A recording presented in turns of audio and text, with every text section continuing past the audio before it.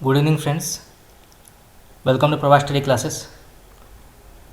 तो जैसे कि आप सब जानते हैं कि जो हमारा सीरीज़ चल रहा है हिंदी साहित्य के इतिहास का वन लाइनर क्वेश्चन सीरीज़, उसका जो है हमने आदिकाल कंप्लीट कर लिया है। उससे पहले हमने भक्तिकाल कंप्लीट किया था और उससे भी पहले हमने रीतिकाल कंप्लीट किया था। अगर आपने अभी तक नहीं देखा है तो आप जाके देख सकते हैं, मैंने प्लेलिस्ट में सेव कर लिया है। हिंदी साहित्य के MCQ के नाम से एक प्लेलिस्ट होगा, वहाँ पे जाके देख सकते हैं। अत्यंत ही महत्वपूर्ण क्वेश्चन आंसर्स हमने डिस्कस किए हैं एग्जामिनेशन के पॉइंट ऑफ व्यू, जो आपके लिए बहुत ही महत्वपूर्ण है। उसके रिलेटेड हमने बहुत सारे क्वेश्चन आंसर जो हैं डिस्कस कर चुके हैं हम।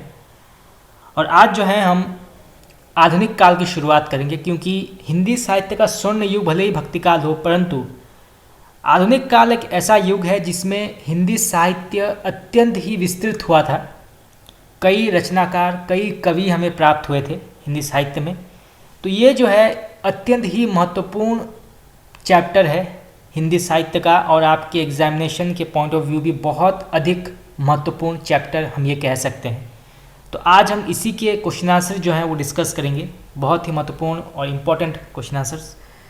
तो चलिए शुरू करते हैं। पहला शुरुआत करेंगे भारतेंदु युग से। हमेशा याद रखिएगा, भारतेंदु युग बहुत ही महत्वपूर्ण है ये। इसका काव्य खंड हम डिस्कस करेंगे, क्योंकि आचार्य रामचंद्र शुक्ल ने हिंदी साहित्य के दो पार्ट किए थे, एक है गद्य खंड और एक है काव्य खंड।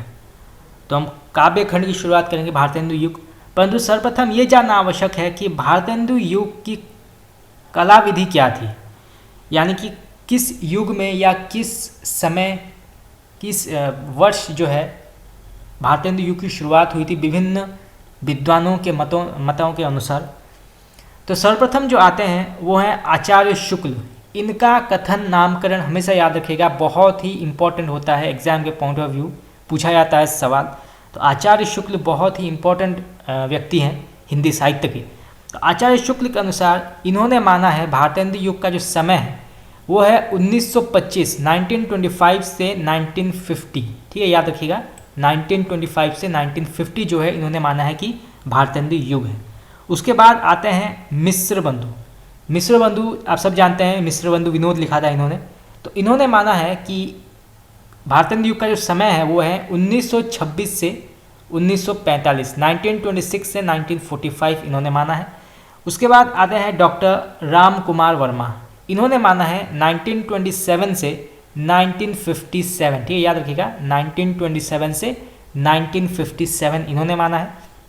उसके बाद आते हैं डॉक्टर केसरी नारायण शुक्ल। इन्होंने माना है 1922 1922 से 1957। ठीक है, याद रखिएगा। उसके बाद आते हैं डॉक्टर रामविलास शर्मा। इन्होंने माना है 1925 से 1957। तो ये 6 महत्वपूर्ण विद्वान हैं जिन्होंने भारतेंदु युग की समय को निर्धारित किया है। तो इसको आप नोट कर लीजिए, एग्जाम के पॉइंट ऑफ व्यू बहुत ही महत्वपूर्ण है। चलिए आगे बढ़ते हैं। फर्स्ट क्वेश्चन, आचार्य शुक्ल ने संवत 1925 से 1950 तक के काव्य खंड को क्या कहा है? बहुत ही महत्वपूर्ण सवाल है ये। तो इन्होंने कहा है नई धारा प्रथम उत्थान। ठीक है, याद रखिएगा नई धारा प्रथम उत्थान। चलिए नेक्स्ट क्वेश्चन, भारतेंदु युग की कला विधि मानी जाती है कब से कब तक? हम पहले पढ़ चुके हैं, तो फिर से पढ़ लेते हैं।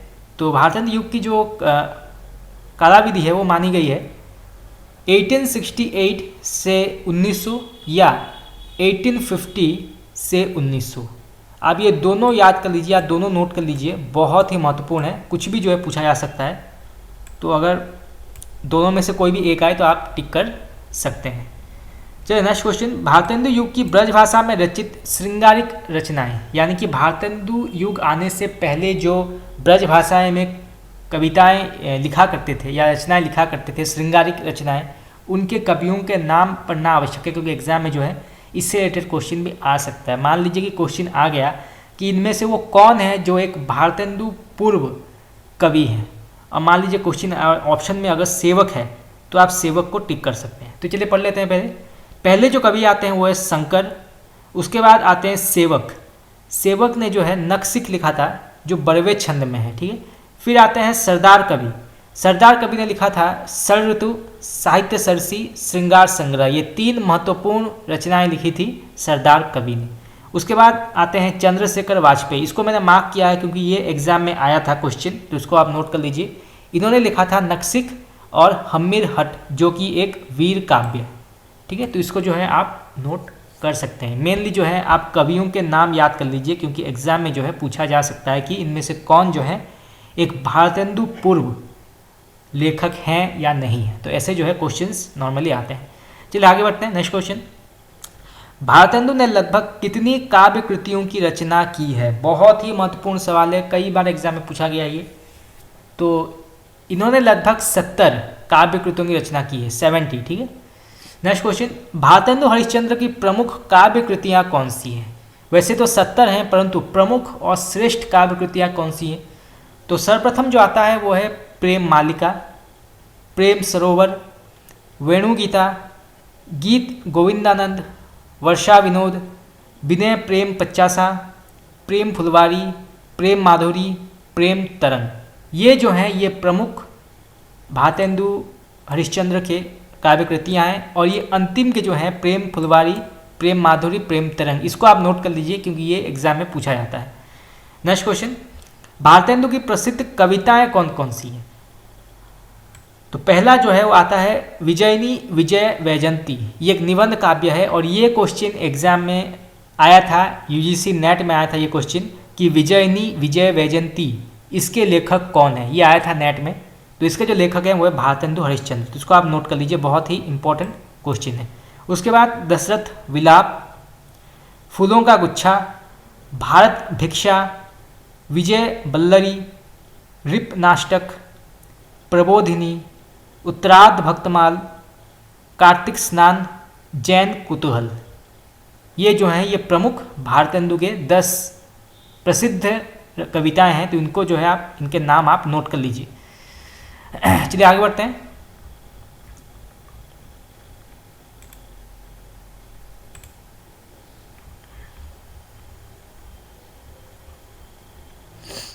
उसके बाद 11 नंबर वसंत होली, भारतेंदु जी का एक और महत्वपूर्ण प्रसिद्ध कविता है। उसके बाद प्राप्त समीरन, ये भी क्वेश्चन आया था यूजीसी नेट में, इसको भी आप नोट कर लीजिए।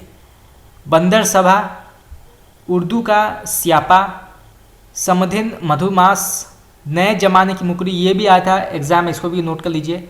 रानी छंदम लीला, देवी छंदम लीला, तन्मय लीला जो कि एक प्रबंध गीत है, गीति है, और हिंदी भाषा यमुना छवि।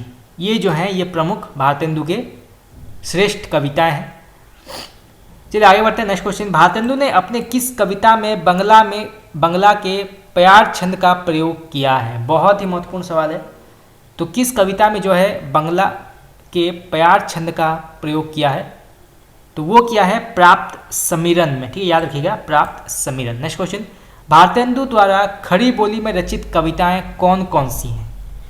तो खड़ी बोली भाषा में भारतेंदु ने किस किस कविताओं की रचना की है? तो सर्वप्रथम आता है फूलों का गुच्छा, हम पहले पढ़ चुके हैं फूलों का गुच्छा, और फिर आता है दशरथ विलाप। ये 2 प्रमुख खड़ी बोली रचनाएं हैं। भारतेंदु हरिश्चंद्र जो हैं वो ब्रज में भी लिखते थे रचनाएं और खड़ी बोली में भी लिखते थे, पर असल में खड़ी बोली का जो विकास है वो हुआ था द्विवेदी युग में। ये हमेशा याद रखिएगा, एग्जाम में कई बार पूछा गया है। खड़ी बोली का प्रसिद्ध होने का जो मुख्य कारण है वो है द्विवेदी युग। और यहाँ पे देखिए भारतेंदु की प्रसिद्ध पंक्तियाँ हैं, इसको हम बाद में पढ़ेंगे क्योंकि बहुत समय हो जाएगा, इसको हम बाद में देख लेंगे। अभी महत्वपूर्ण जो क्वेश्चन आंसर्स हैं उसको सॉल्व करते हैं।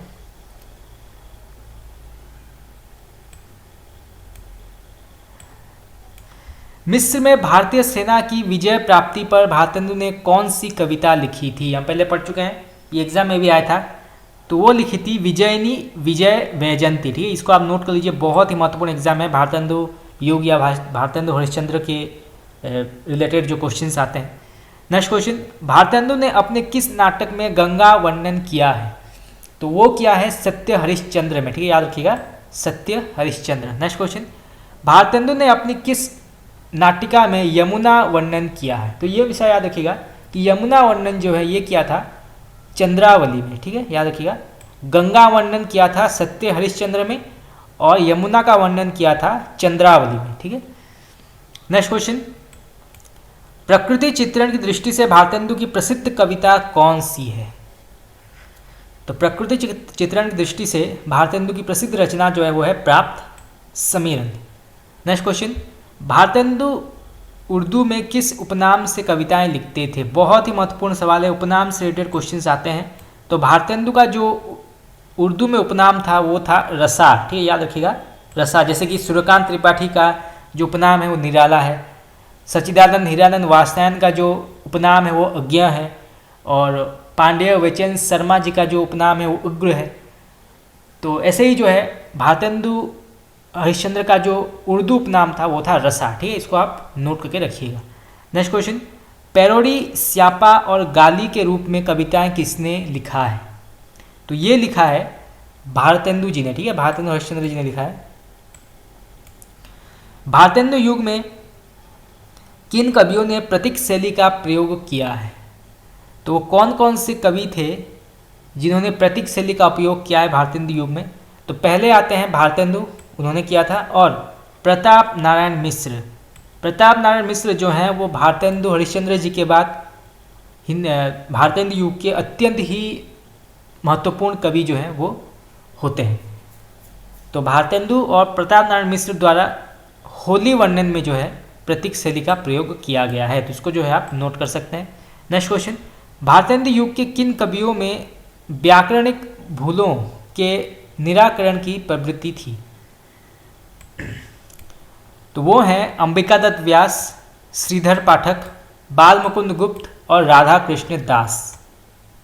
ठीक है, तो ये आप नाम जो है ये आप नोट कर लीजिए। पूरा क्वेश्चन जो है इंपॉर्टेंट है, तो इसको आप नोट कर सकते हैं अपनी कॉपी में। चलिए आगे बढ़ते हैं। नेक्स्ट क्वेश्चन,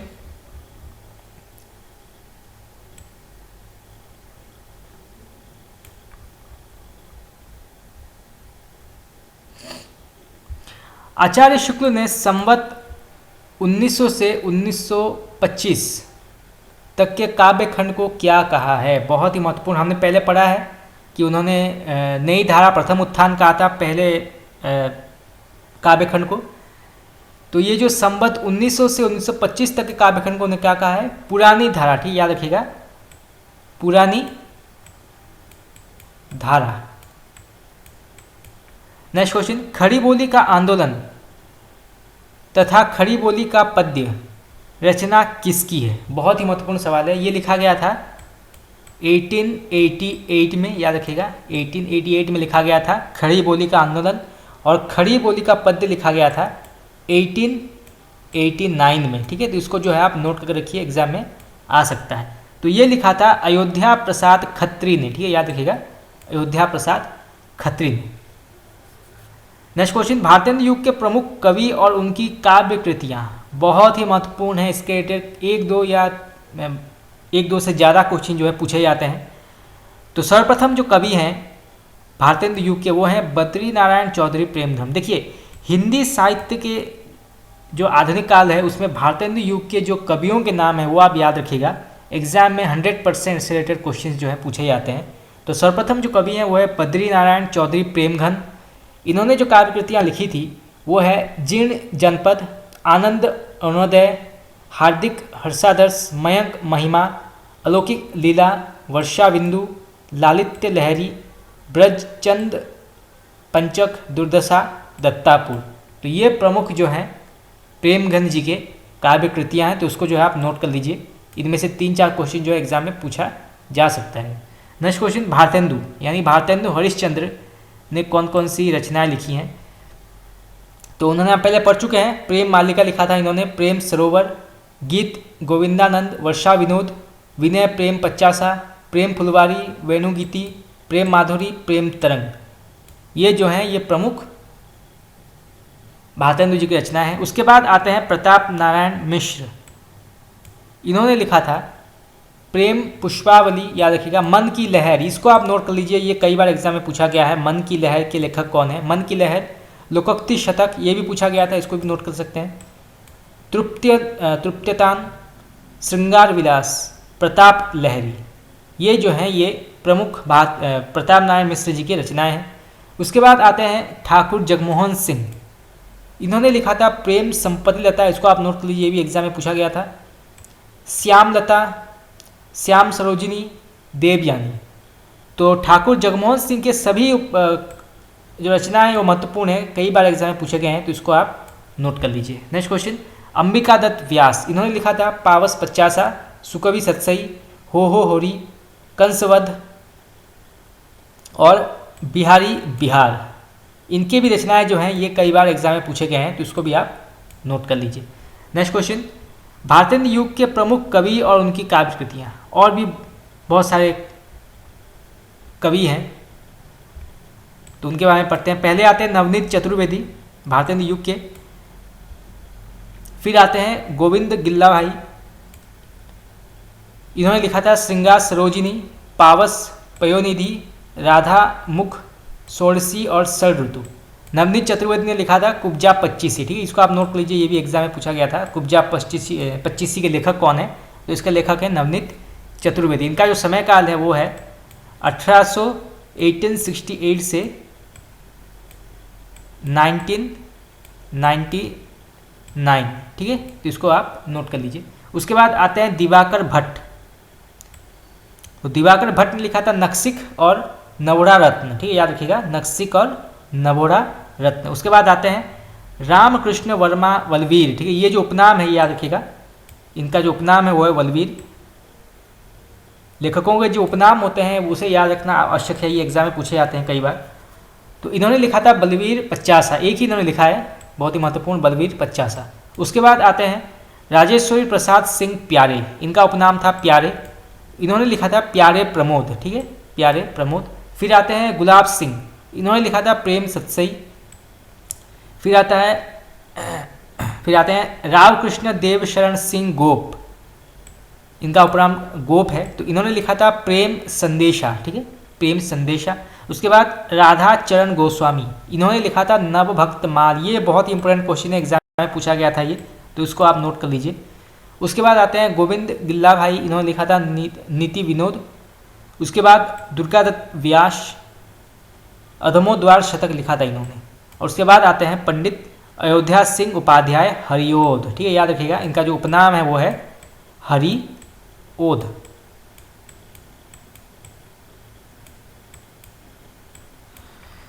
तो ये जो हैं ये सारे भारतेंदु युग के प्रमुख कवियों के नाम हैं। तो ये कवियों के नाम जो हैं आप याद कर लीजिए, कुछ भी जो है एग्जाम में पूछा जा सकता है। मान लीजिए क्वेश्चन आ गया कि राव कृष्ण देव शरण सिंह गोप ये किस युग के लेखक थे, तो ये जो थे ये भारतेंदु युग के लेखक थे। परंतु अगर आप चाहते हैं कि मैं ट्रिक के माध्यम से आपको पढ़ाऊँ तो आप मुझे कमेंट करके बता सकते हैं, ताकि आपको आसानी से जो है नाम सारे याद हो जाए।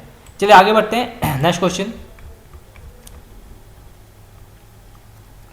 देखिए, हरिओध ने जो लिखा था वो है रस कलश और कृष्ण शतक, ठीक है, तो इसको आप नोट कर लीजिए। उसके बाद आते हैं वियोगी हरि, इन्होंने लिखा था प्रेम शतक, प्रेम पथिक, प्रेमांजलि और वीर सत्सई। ये चार प्रमुख जो हैं ये वियोगी हरि के रचना है। मेनली जो वीर सत्सई है इसको आप नोट कर लीजिए, ये कई बार एग्जाम में पूछा गया।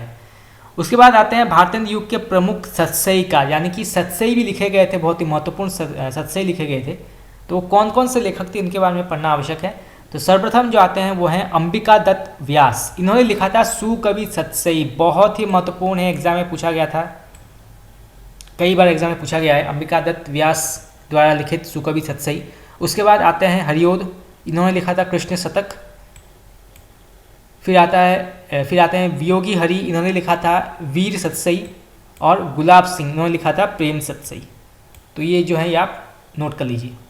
नेक्स्ट क्वेश्चन, भारत बार हमासा और देश दशा नामक प्रसिद्ध कविताओं के रचयिता कौन हैं, बहुत ही महत्वपूर्ण क्वेश्चन है ये। तो इसके जो लेखक हैं वो हैं राधा कृष्ण दास, ठीक है, याद रखिएगा, राधा कृष्ण दास। मेनली आप ये याद रखिएगा कि देश दशा के लेखक कौन है, ये मेनली पूछा जाता है एग्जाम में। नेक्स्ट क्वेश्चन, कौन कवि भारतेंदु का फुफेरा भाई था। तो ऐसा वो कौन से कवि हैं जिनके भारतेंदु के फुफेरे भाई थे, वो थे राधा कृष्ण दास, ठीक है, याद रखिएगा, राधा कृष्ण दास। नेक्स्ट क्वेश्चन, भारतेंदु युग के किस कवि ने रहीम के दोहों पर कुंडलियां रची, बहुत ही महत्वपूर्ण है। तो वो कवि हैं राधा कृष्ण दास, ठीक है, याद रखिएगा, राधा कृष्ण दास। भारतेंदु युग के ऐसे बहुत सारे लेखक थे या कवि थे जिन्होंने ब्रज रीतिकाल की परंपरा जारी रखी। ब्रज भाषा में सतसई लिखी गई और दोहे लिखे गए, रचनाएं कविताएं लिखी गई ब्रज भाषा में। तो रीतिकाल की जो परंपरा है वो कई साल तक आधुनिक काल में चलती रही और इसको जो है आगे बढ़ाया भारतेंदु युग के कवियों ने। चलिए आगे बढ़ते हैं। नेक्स्ट क्वेश्चन, अपनी किस कृति में अंबिकादत्त व्यास ने बिहारी के दोहों का कुंडलियां छंद में भाव विस्तार किया था? तो अपनी किस कृति में जो है अंबिकादत्त व्यास ने बिहारी के दोहों का कुंडलियां छंद में भाव विस्तार किया था? तो वो किया था बिहारी बिहार में। ठीक है, इसको आप नोट कर लीजिए, एग्जाम में आ सकता है। नेक्स्ट क्वेश्चन, वियोगी हरि को किस कृति पर प्रयाग हिंदी साहित्य सम्मेलन की ओर से 1200 रुपये का पुरस्कार मिला था? बहुत ही महत्वपूर्ण सवाल है। तो किस कृति के लिए जो है उनको प्रयाग हिंदी साहित्य सम्मेलन में 1200 रुपये का पुरस्कार प्राप्त हुआ था? तो वो हुआ था वीर सतसई की वजह से। ठीक है, तो इसलिए जो है ये क्वेश्चन बहुत ही महत्वपूर्ण हो जाता है। मैं आपको पहले बता चुका हूँ, वीर सतसई याद रखिएगा, इसके लेखक हैं वियोगी हरि। नेक्स्ट क्वेश्चन, श्री दुलारे लाल भार्गव को किस कृति पर 2000 रुपये का देव पुरस्कार प्राप्त हुआ था? तो वो प्राप्त हुआ था दुलारे दोहावली के लिए। ठीक है, याद रखिएगा, दुलारे दोहावली। नेक्स्ट क्वेश्चन, पंडित रामनाथ ज्योतिषी को किस कृति पर 2000 रुपये का देव पुरस्कार मिला था? तो वो मिला था रामचंद्रोदय काव्य की वजह से। ठीक है, रामचंद्रोदय काव्य। नेक्स्ट क्वेश्चन, अंबिकादत्त व्यास ने अपनी किस कृति को खड़ी बोली में रचा था? तो वो कौन सी कृति है जिसको अंबिकादत्त व्यास ने खड़ी बोली भाषा में रचा था? तो वो रचा था कंसवध। याद रखिएगा, कंसवध वो रचना है जो कि एक प्रबंध काव्य है और साथ ही साथ वो एक अपूर्ण रचना है, यानी कि उसको पूरा नहीं किया गया है। तो इसको आप नोट कर लीजिए। मान लीजिए कोई क्वेश्चन आ जाएगा कि अंबिकादत्त व्यास की कौन सी रचना जो है वो अपूर्ण है, तो वो है कंसवध। ठीक है, याद रखिएगा। देखिए, क्वेश्चन जो है किसी भी एंगल से पूछा जा सकता है और एक ही क्वेश्चन में कई और क्वेश्चन के आंसर जो है हमें मिल जाते हैं। तो बहुत ही इंपॉर्टेंट क्लास जो है ये चल रहा है। नेक्स्ट क्वेश्चन, ठाकुर जगमोहन सिंह की प्रमुख काव्य कृतियाँ जो हैं वो कौन कौन सी, काव्य प्रवृत्तियाँ क्या हैं? तो ठाकुर जगमोहन सिंह की प्रमुख काव्य प्रवृत्तियाँ क्या हैं? तो वो हैं श्रृंगार और प्रकृति चित्रण। ठीक है, याद रखिएगा, श्रृंगार और प्रकृति चित्रण जो है उनका मुख्य काव्य प्रवृत्ति रही है। नेक्स्ट क्वेश्चन, ठाकुर जगमोहन सिंह ने संस्कृत की किन कृतियों का ब्रज भाषा में सरस अनुवाद किया था? बहुत ही महत्वपूर्ण सवाल है ये। तो वो क्या था? ऋतुसंहार और मेघदूत। मेघदूत जो कालिदास ने लिखा था, तो इनकी रचनाओं को जो है ब्रज भाषा में सरस अनुवाद किया था ठाकुर जगमोहन सिंह ने। ठीक है, तो ये जो है बहुत ही महत्वपूर्ण सवाल है, इसको आप नोट कर लीजिए। नेक्स्ट क्वेश्चन, प्रताप नारायण मिश्र की प्रतिनिधि कविताओं किस कृति में संकलित है? तो ये संकलित है प्रताप लहरी में। ठीक है, प्रताप लहरी। नेक्स्ट क्वेश्चन, ये पंक्तियाँ हम बाद में पढ़ेंगे क्योंकि बहुत समय हो जाएगा, फिर इसको अगर हम एक एक करके पढ़ेंगे तो। नेक्स्ट क्वेश्चन, हिंदुस्तान का नारा किसने दिया था? बहुत ही महत्वपूर्ण सवाल है, एग्जाम में पूछा गया ये। तो हिंदुस्तान का नारा जो है किस व्यक्ति ने, किस लेखक ने दिया था, किस कवि ने दिया था? तो वो थे प्रताप नारायण मिश्र। ठीक है, याद रखिएगा, प्रताप नारायण मिश्र वो कवि थे। चलिए आगे बढ़ते हैं।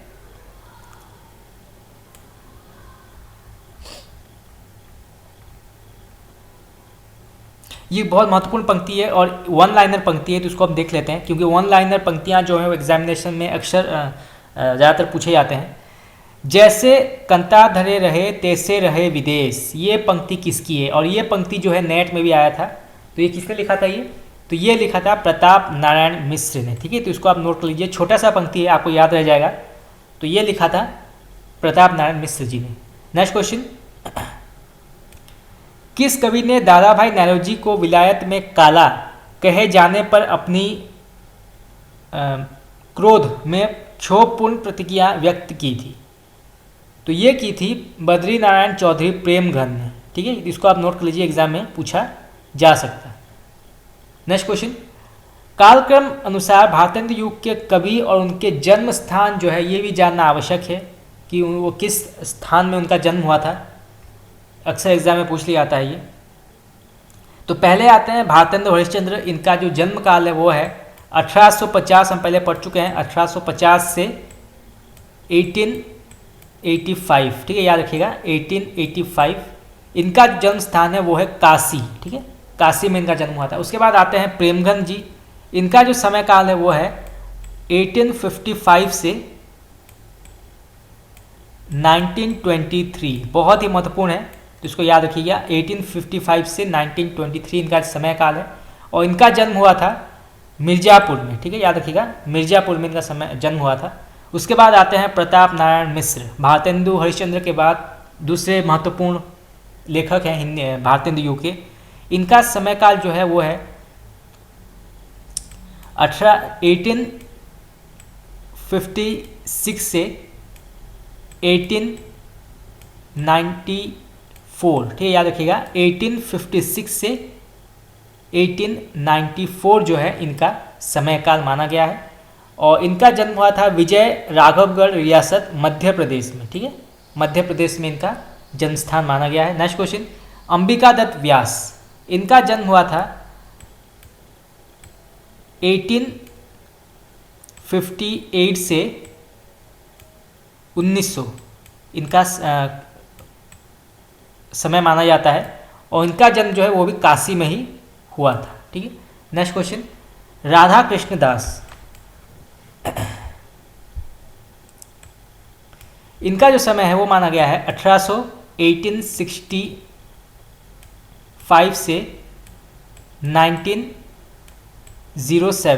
1907, ठीक है, याद रखिएगा 1865 से 1907 जो है राधा कृष्ण दास का समय माना गया है, और ये जो है इनका जन्म भी काशी में हुआ था। उसके बाद आते हैं नवनीत चतुर्वेदी। इनका समय है 1868 से 1919, ठीक है, याद रखिएगा 1919, 1868 से 1919 जो है नवनीत चतुर्वेदी जी का समय माना गया है। तो इसको जो है ये सारे समय जो है आप नोट कर लीजिए, और साथ ही साथ किस स्थान में इनका जन्म हुआ था इसको भी नोट कर लीजिए, एग्जाम में जो है पूछा जा सकता है। नेक्स्ट क्वेश्चन, भारतेंद्र युग के किन कवियों ने बिहारी के दोहों का कुंडलियों में भाव विस्तार किया था? बहुत ही महत्वपूर्ण सवाल है। तो भारतेंद्र युग के किन कवियों ने जो है बिहारी के दोहों का कुंडलियों में भाव विस्तार किया था? तो वो थे भारतेंदु हरिश्चंद्र ने किया था और अंबिका दत्त व्यास ने किया था, ठीक है। नेक्स्ट क्वेश्चन, भारतेंद्र युग के किस कवि ने अतुकांत काव्य रचना की पद्धति अपनाकर एक नया प्रयोग किया था? तो वो थे अंबिका दत्त व्यास।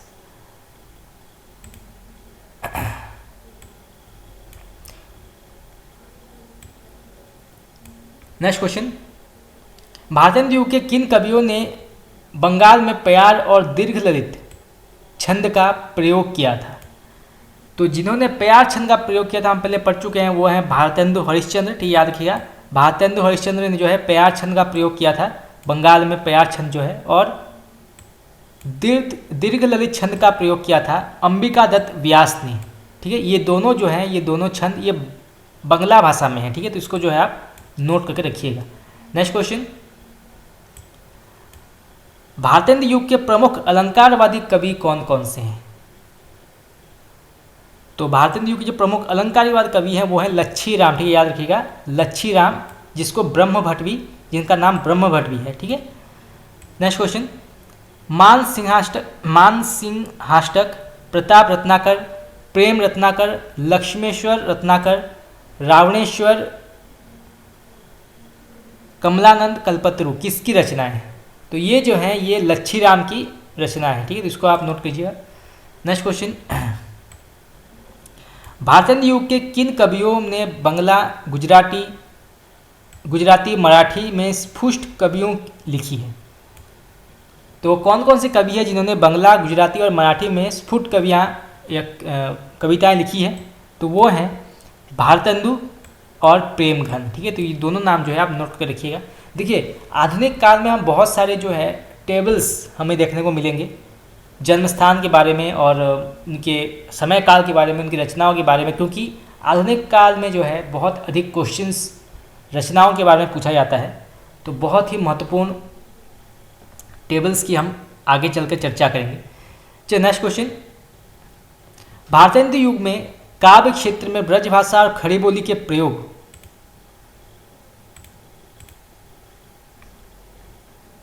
को लेकर किस प्रकार के आंदोलन का सूत्रपात हो गया था, जिसका मूल कारण क्या था? तो सर मूल कारण वो ये था कि अयोध्या प्रसाद खत्रीकृत खड़ी बोली का आंदोलन, जो कि हम पहले पढ़ चुके हैं, 1888 में लिखा गया था। ब्रजभाषा में अवधि की रचनाओं को हिंदी साहित्य के अंतर्गत स्थान देने से इनकार कर देना जो है ये मुख्य कारण माना गया है आंदोलन के सूत्रपात का। तो इसको जो है आप नोट कर रखिएगा। नेक्स्ट क्वेश्चन, बद्रीनारायण चौधरी प्रेमधन द्वारा खड़ी बोली में रचित कविता कौन सी है? तो वो है मयंक महिमा। ठीक है, याद रखिएगा, मयंक महिमा।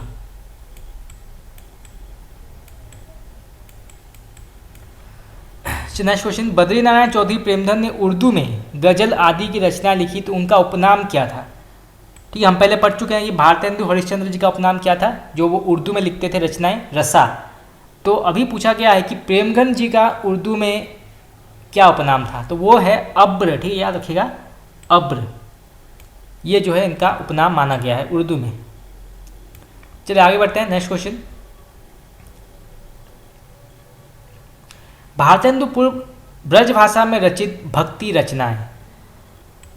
तो भारतेंदु युग जो है ये एक ऐसा काल था जिसमें कि भक्ति रचनाएं बहुत अधिक लिखी गई, जो कि भक्ति काल में लिखी, जैसी जिस पद्धति में लिखी जाती है उसी प्रकार जो है भारतेंदु काल में भी जो है इस प्रकार की भक्ति रचनाएं लिखी गई, जहाँ में कृष्ण के बारे में जो है रचनाएं लिखी गई थी, कविताएं लिखी गई थी। और राम भक्त कवि भी जो है बहुत सारे आए थे भारतेंदु युग में। तो वो कौन कौन से कवि हैं उनको जानना आवश्यक है। तो पहले जो है आते हैं रघुराज सिंह, ये एक राम भक्त कवि थे। इन्होंने लिखा था सुंदर शतक, याद रखिएगा, सुंदर शतक, पत्रिका, रुक्मिणी परिणय, आनंदाबुनिधि, श्रीमद् भागवत महात्म्य, राम स्वयंवर, भक्ति विलास और राम रसिकावली। ये जो हैं ये प्रमुख रघुराज सिंह जी के रचनाएं हैं। उसके बाद आते हैं रघुनाथ दास राम स्नेही, इन्होंने लिखा था विश्राम सागर। कब लिखा था इन्होंने? 1854 में। ठीक है, याद रखिएगा, 1854 में इन्होंने लिखा था। फिर आते हैं सरदार कवि, इन्होंने लिखा था रामलीला प्रकाश और राम रत्नाकर, ये दोनों प्रमुख रचनाएं लिखी थी, और ये भी जो है एक राम भक्त कवि थे। और उसके बाद आते हैं देव कवि काष्टजीवा, ये भी जो है ये एक प्रमुख राम भक्त कवि थे। उसके बाद कृष्ण भक्त कवि कौन कौन से आए भारतेंदु युग में, ये भी आवश्यक है जानना। उसमें से जो है भारतेंदु हरिश्चंद्र जी ने भी जो है बहुत रचनाएं लिखी हैं, कृष्ण भक्ति काव्यधारा से रिलेटेड कविताएं लिखी हैं भारतेंदु जी ने। तो सर्वप्रथम जो आते हैं वो हैं शाह कुंदन लाल, इन्होंने लिखा था ललित किशोर। ठीक है, याद रखिएगा, ये कृष्ण भक्ति रिलेटेड रचना है, ललित किशोर। उसके बाद आते हैं शाह फुंदन लाल, ठीक है, शाह फुंदन लाल, इन्होंने लिखा था ललित माधुरी। और उसके बाद आते हैं गोपाल चंद गिरिधर दास, इन्होंने लिखा था राधा स्रोत, गोपाल स्रोत, जरासंध वध महाकाव्य, बलराम कथामृत और राम कथामृत। ये जो हैं ये प्रमुख गिरधर दास जी के रचनाएं हैं, तो इसको जो है आप नोट कर लीजिए। नेक्स्ट क्वेश्चन, भारतेंदु के पिता का नाम क्या है? हम पहले पढ़ चुके हैं ये। तो भारतेंदु हरिश्चंद्र के पिता का नाम है गोपाल चंद गिरिधर दास, हम पहले पढ़ चुके हैं। तो गोपाल चंद गिरिधर दास जो है इनके पिता का नाम है। बहुत इंपॉर्टेंट क्वेश्चन एग्जाम में आ सकता है, तो इसको जो है आप नोट कर लीजिए। नेक्स्ट क्वेश्चन, साहित्यकारों ने हरिश्चंद्र को भारतेंदु उपाधि से कब सम्मानित किया था? तो भारतेंदु के नाम से हरिश्चंद्र जी को कब सम्मानित किया गया था? तो वो किया गया था 1880 में। ठीक है, याद रखिएगा, 1880 में किया गया था इनको सम्मानित।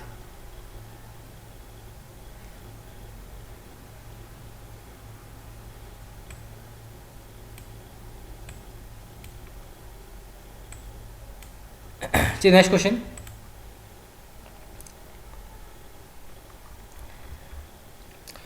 भारतेंदु युग में किस कवि ने उर्दू में कसीदे शेर मरसिया की रचना की थी? तो वो कौन से कवि थे जिन्होंने कि कसीदा लिखा था शेर लिखे थे और मरसिया लिखे थे वो हैं प्रताप नारायण मिश्र। ठीक है, याद रखिएगा, प्रताप नारायण मिश्र। नेक्स्ट क्वेश्चन, भारतेंदु युग का प्रधान या सर्वाधिक प्रचलित काव्य रूप कौन सा था? तो भारतेंदु युग में जो है वो किस काव्य रूप को सबसे अधिक लोकप्रियता प्राप्त हुई या प्रचलित हुआ, जिसमें अधिक रचनाएं लिखी गई? तो वो है मुक्तक काव्य। ठीक है, याद रखिएगा, मुक्तक काव्य सबसे अधिक प्रसिद्ध हुआ था।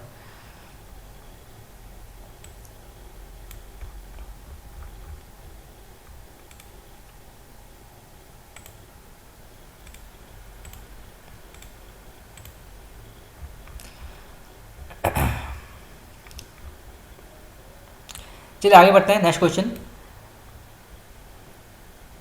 राजा लक्ष्मण सिंह ने संस्कृत के किन ग्रंथों का ब्रज भाषा में अनुवाद किया था? तो कौन कौन सी रचनाएं हैं? पहला आता है रघुवंश। ठीक, याद रखिएगा, रघुवंश, जो कि उन्होंने किया था 1877 में। ठीक, याद रखिएगा, 1877 में किया था। और फिर मेघदूत, ये इन्होंने किया था 1881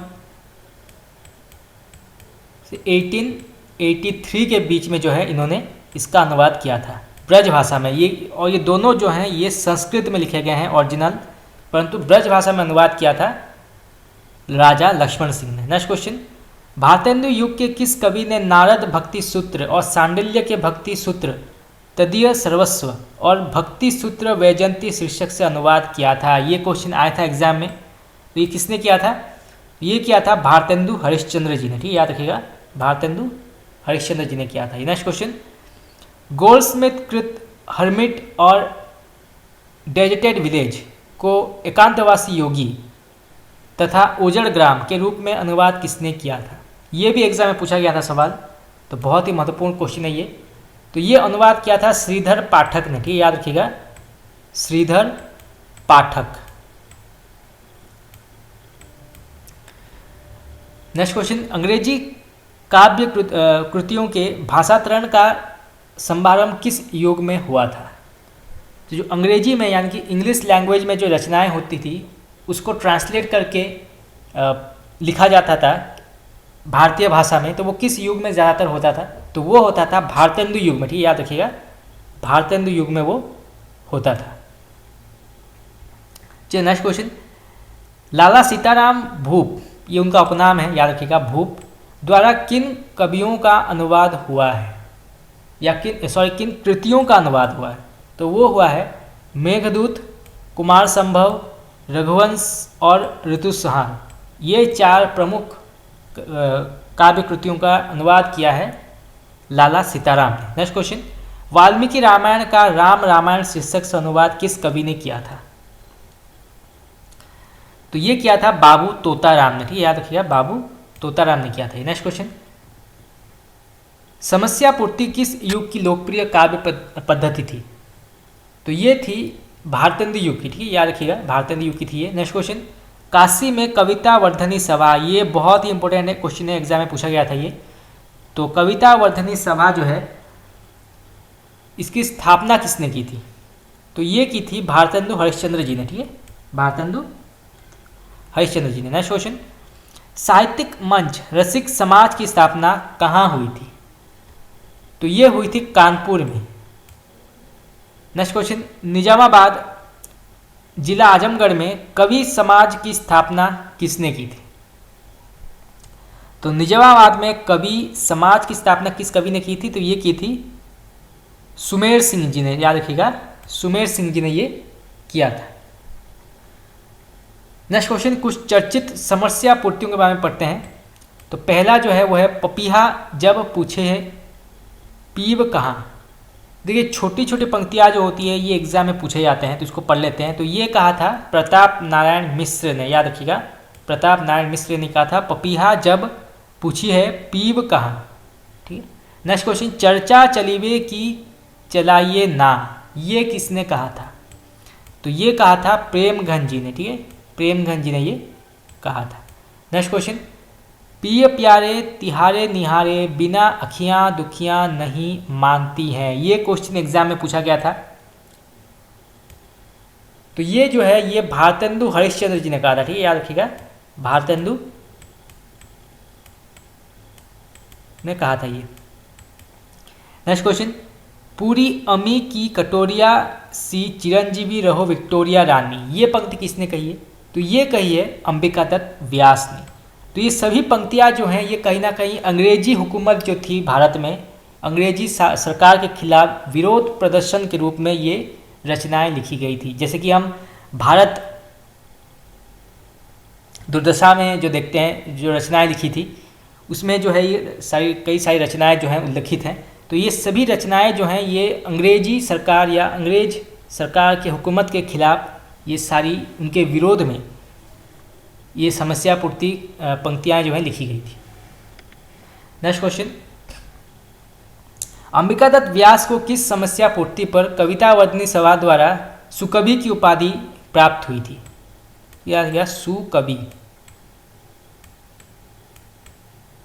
सुकवि की उपाधि प्राप्त हुई थी। तो ये हुई थी पूरी अमी की कटोरिया सी चिरंजीवी रहो विक्टोरिया रानी, बहुत ही महत्वपूर्ण है। तो इसको जो है इस पंक्ति को आप नोट कर लीजिए, क्योंकि इसी पंक्ति के कारण जो है अंबिका दत्त व्यास जी को सुकवि की उपाधि मिली थी। तो एग्जामिनेशन में कंपलसरी जो है पूछा जा सकता है। अच्छा, मुझे बताइए कमेंट करके, मैं आपको एक क्वेश्चन पूछता हूँ कि भारत दुर्दशा जो है किसने लिखा था? बहुत ही महत्वपूर्ण सवाल है, एग्जाम में पूछा भी गया था। तो आप मुझे कमेंट करके बता सकते हैं कि भारत दुर्दशा के लेखक कौन है? तो फ्रेंड्स, आज के इतना ही। आज हमने भारतेंदु युग की शुरुआत की, यानी कि आधुनिक काल की आज हमने शुरुआत की, और पार्ट वाइज जो है हम आधुनिक काल भी कंप्लीट कर देंगे। उसके बाद पाश्चात्य और भारतीय काव्य शास्त्र भी हम पढ़ेंगे, और उसके समाप्त हो जाने के बाद हम और भी जो महत्वपूर्ण हिंदी साहित्य के क्वेश्चन आंसर्स हैं उसको भी हम डिस्कस करेंगे। तो फ्रेंड्स, आज के लिए इतना ही। आपको कैसा लगा क्लास, आप मुझे कमेंट करके बता सकते हैं। Thank you very much.